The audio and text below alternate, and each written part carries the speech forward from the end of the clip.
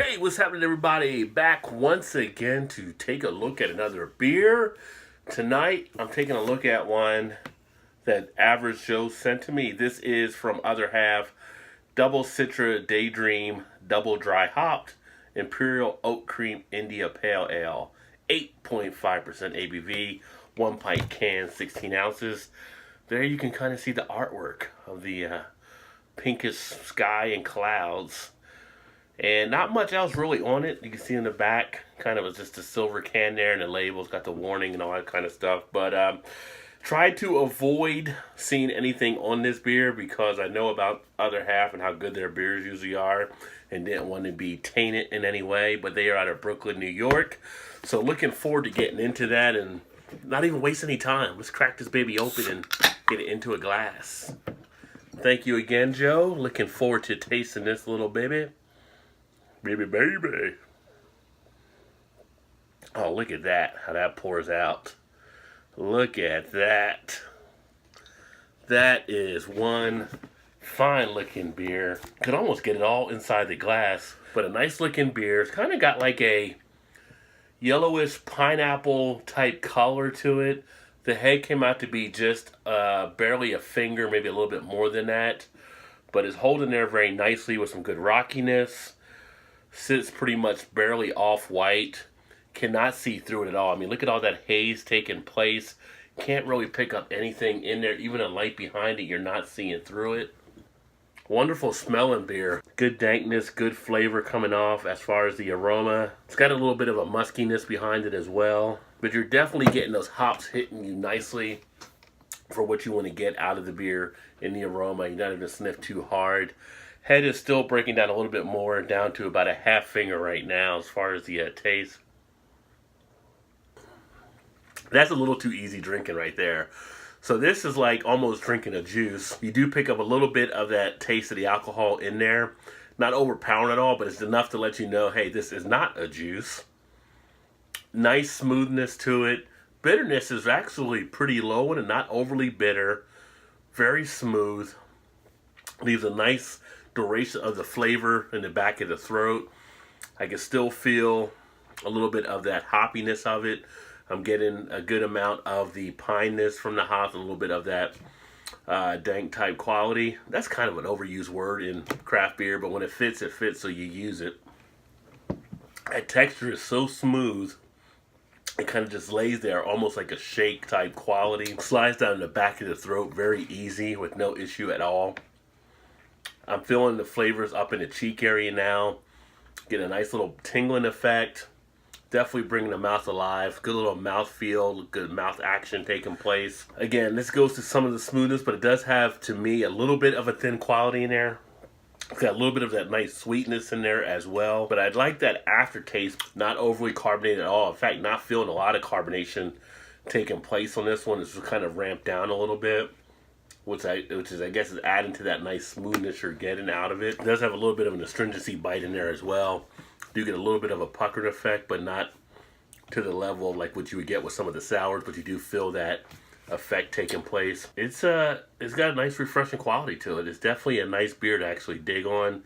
On here, like I said, it mentions Imperial Oat Cream India Pale Ale, and I would say that would go with the smoothness of it, very much like an oat stout. You have a nice smoothness, shake type quality. So a decent beer.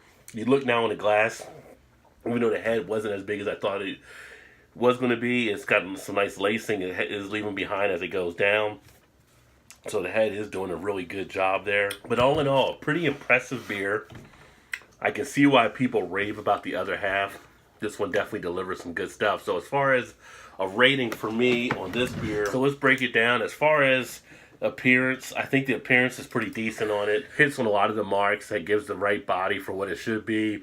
It also plays out very nice, speaking of the body, at about a medium body. Does not feel anywhere close to where it is. Not heavy at all in the beer. But on the appearance, leaves that nice lacing behind.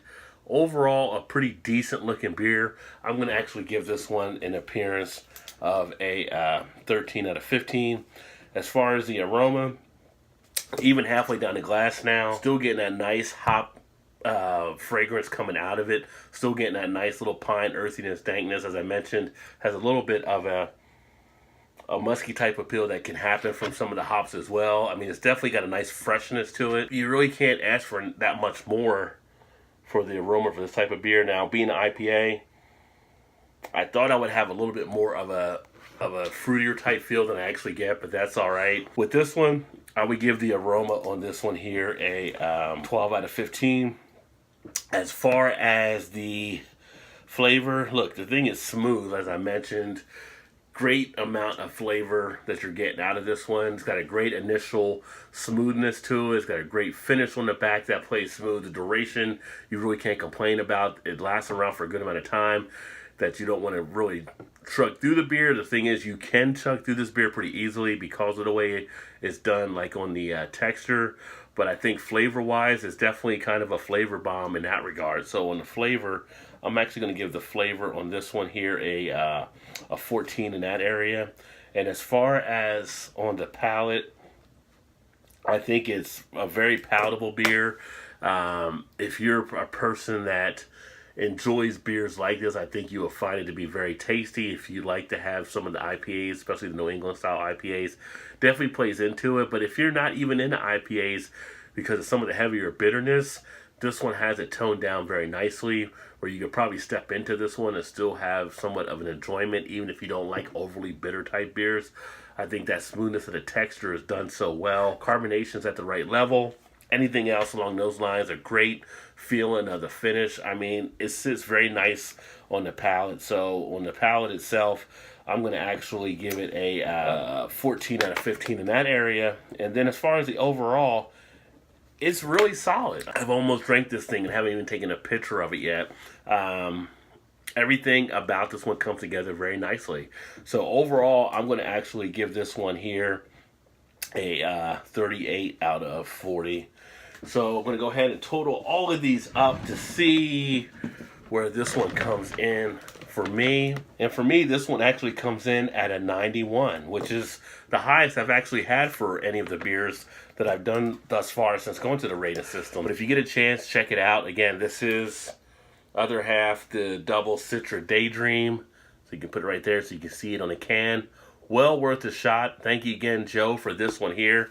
Very pleasurable experience. Looking forward to trying some of the other ones. That's really all I can say about it. I'm going to finish drinking this because it's just so good. I don't want to just let it sit there. Thanks for swinging by to check out another video. I look forward to catching you guys next time. Keep drinking those good craft beers. And remember, there's always time. Get your beer on. Cheers.